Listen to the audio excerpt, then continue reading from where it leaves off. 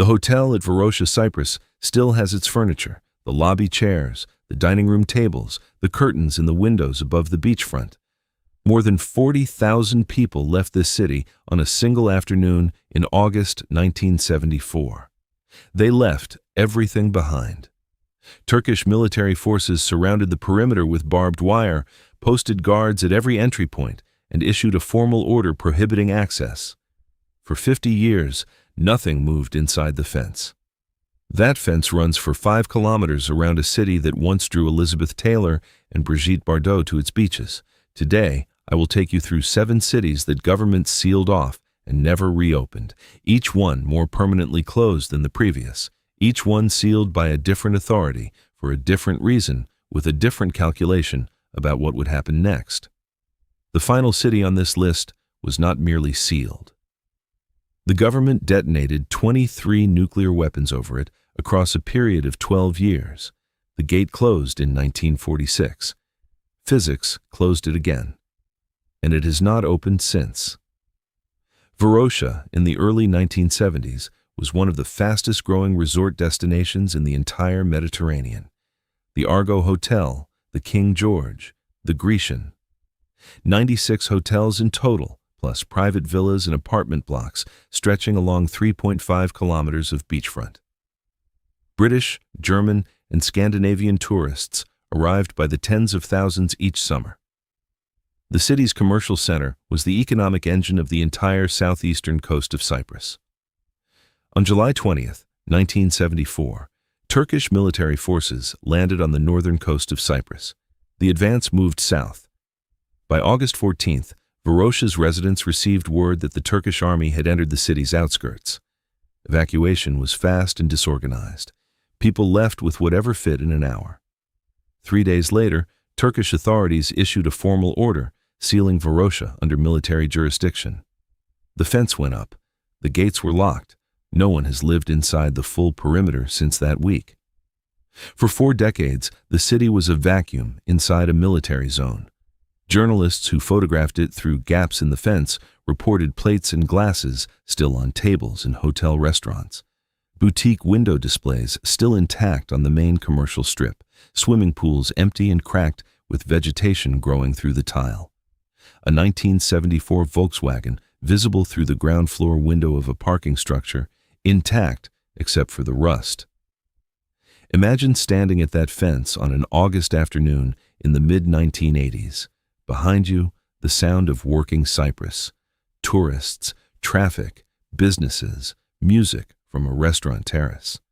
In front of you, 96 hotels, rotting and intact simultaneously, preserved behind wire as though someone had placed the entire city under glass. A partial reopening of a narrow strip of beachfront began in 2020. The hotel blocks, the residential districts, the churches, the commercial streets remain under restriction. The gate closed in 1974. Later became never. If a resort city frozen in a single afternoon holds your attention, stay with this list. Each of the following places was sealed more permanently, with more force, and with a smaller chance of return. What's coming next has been burning underground for more than 60 years. Centralia sits in the anthracite coal belt of eastern Pennsylvania, 140 kilometers north of Philadelphia. In May 1962, a work crew hired by the borough council set fire to the local landfill. Burning the trash was standard practice in small American towns. What no one checked was whether the landfill sat above an exposed coal seam. It did. The fire moved underground. Coal seams connected to other coal seams through natural passages and old mine tunnels. The burn spread through a network no surface crew could map or reach. By the mid-1970s, residents were noticing sinkholes opening in their yards. Carbon monoxide readings inside homes reached dangerous levels. Route 61, the main highway through town, began to crack and buckle as the ground beneath it collapsed into burning voids. In February 1981, a 12-year-old boy named Todd Domboski was walking in his backyard when the earth gave way beneath him. The sinkhole was more than 50 meters deep. Carbon monoxide was flowing up from it. A A cousin pulled him out by the arm.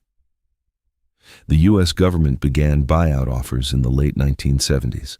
Most residents accepted. Pennsylvania condemned the remaining structures in 1992, dissolved the borough charter, and revoked Centralia's zip code from the postal system. Roads leading into town were deliberately torn up. The population in 1981 was around 1,000 people. By 2020, it was 5. Those 5 refused the buyout and fought it through the courts. A study from Penn State University estimated in 2013 that the coal seam contains enough fuel to sustain the fire for another 250 years. The gate closed. The fire has been inside it ever since, and no government agency can reach it. From Pennsylvania, we cross 11 time zones to the southern tip of India. The Pamban Peninsula extends east from Tamil Nadu into the Palk Strait, a narrow strip of land pointing toward Sri Lanka. Dhanushkodi sat at its tip, a functioning port town with a railway station, a post office, a church, and a fishing community that had been there for generations. Trains ran twice daily from Mandapam. Passengers crossing to Sri Lanka used Dhanushkodi as their final port. On the night of December 22, 1964, Cyclone Rami made landfall at this precise point.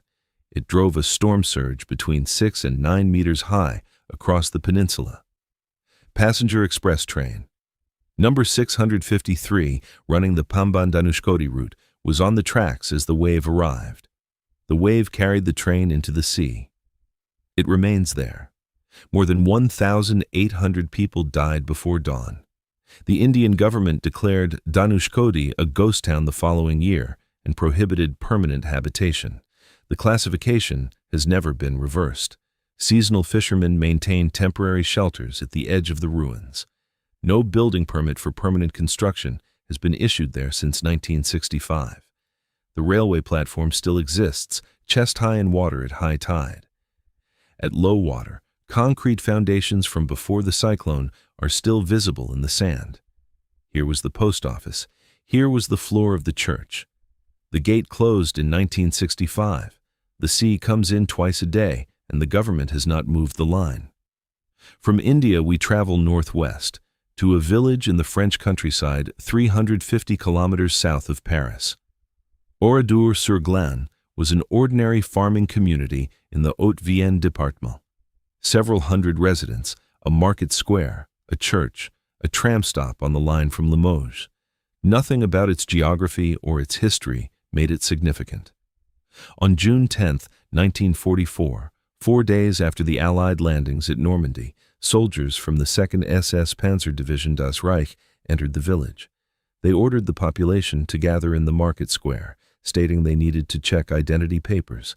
The men were taken in groups to the barns and garages at the edge of town. The women and children, 247 of them, were herded into the church and locked inside. In the afternoon, the soldiers opened fire. The church was set alight. The men were shot in the barns. The village was burned. 643 people died. 6 survived. Imagine yourself in that market square on that morning before you knew what was coming. The square was ordinary. The soldier's voice was calm. The crowd was confused, but not yet frightened. Then it divided. After the liberation, President de Gaulle issued a directive. The ruins of Oradour-sur-Glane would remain exactly as the SS left them. A new village was built nearby with the same name. The original was declared a permanent national memorial. No reconstruction was permitted, no demolition, no clearing. The church is still standing. The bullet marks are still in the walls. The sewing machines of the village tailors are still on the floors of their workshops, rusted to the stone. The cars parked on the main street that Saturday morning are still there, their roof lines collapsed, their frames half buried in the grass beside the curb. 300,000 visitors walk those streets every year. The gate closed, not to hide what happened, to make certain no one could ever build over it. 15 kilometers offshore from Nagasaki, Japan, an island rises from the East China Sea that looks from a distance like a warship anchored in open water. The Japanese gave it the nickname Gunkanjima, Battleship Island. Hashima is 480 meters long and 160 meters wide. In 1959, it housed 5,259 people. That density made it the most populated place on Earth at that moment. Every square meter of the island was built over. Mitsubishi Corporation had sunk coal extraction shafts into the seabed beneath it. The coal came up continuously. The workers lived in 9-story concrete apartment blocks because the island had no other direction left. In 1974, the last shaft was sealed. Mitsubishi gave workers 3 months' notice. The population departed by ferry in a single organized evacuation. The island was closed. For 35 years, access was formally prohibited by both Mitsubishi and the local government. When limited tourist access began in 2009, the concrete towers had endured 35 unattended typhoon seasons. Interior walls had collapsed. Corridors were flooded. In the elementary school classrooms, the desks were still arranged in rows. Bottles were still on the shelves in the island shop. A former resident interviewed by a Japanese documentary team in 2010 described arriving as a child in the early 1960s. He said the island hummed, not a figure of speech, the actual physical vibration of machinery running in the rock beneath every floor, every hour, day and night. He said, when the extraction stopped and the island was sealed, you could feel the silence arrive before you heard it. The noise had been so constant that its absence registered in the body first. The gate closed in 1974. The silence arrived. It is still there. Pripyat was not a city that grew by accident. It was designed.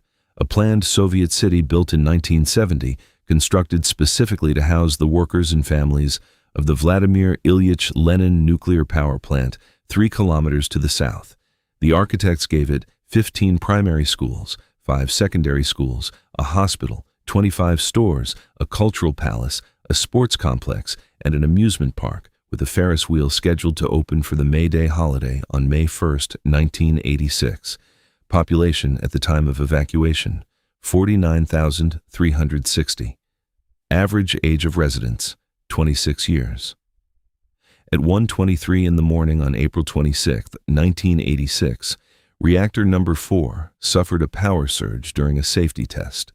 The explosion blew the reactor's 1,000-ton lid off its housing and sent a column of burning graphite and radioactive material 3 kilometers into the atmosphere. The contamination released in the following 10 days measured approximately 400 times the total radioactive output of the bomb dropped on Hiroshima. The evacuation order came 36 hours later. Residents were told to bring documents and food for 3 days. They were told they would return, without furniture, without their winter coats, without their photographs, without any real understanding of why leaving for 3 days required leaving everything behind. They went. The Ferris wheel had been completed. It was waiting for its opening week. It has never operated. Radiation surveys conducted inside school number 3 in 2018 recorded background levels at 2.5 microsieverts per hour. On the classroom floors, beneath overturned desks, notebooks from the last day of school before the evacuation are still visible. That dose level would trigger mandatory evacuation protocols in any modern hospital.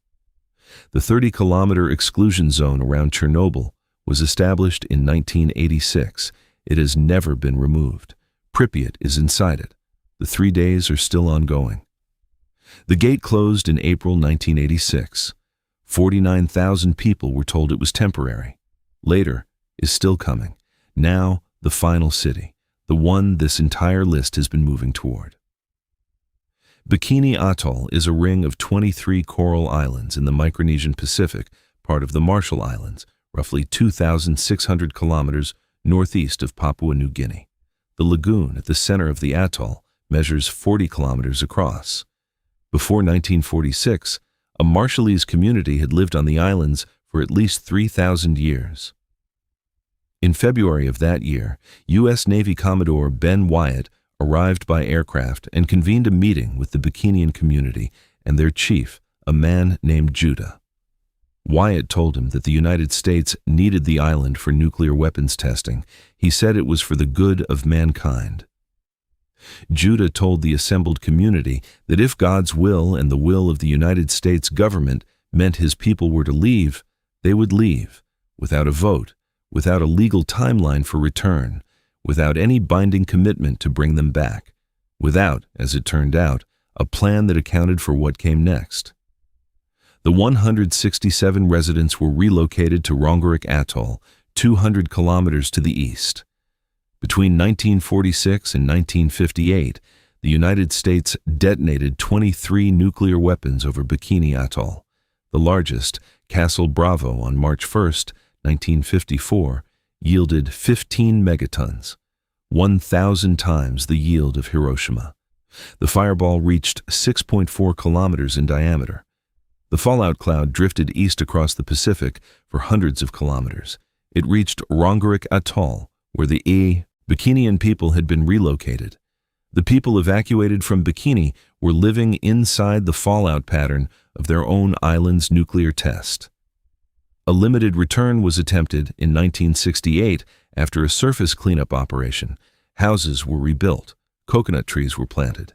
Then, a 1978 study by U.S. Department of Energy researchers found that cesium-137 concentrations in the soil were high enough to cause internal radiation exposure through the local food supply alone.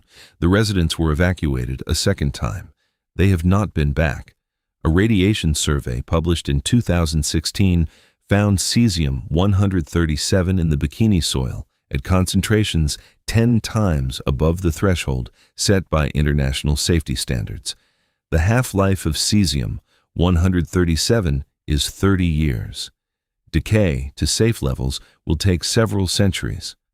One camp holds that the United States owes the Bikinian community a complete, funded return to a properly remediated island with full sovereignty restored.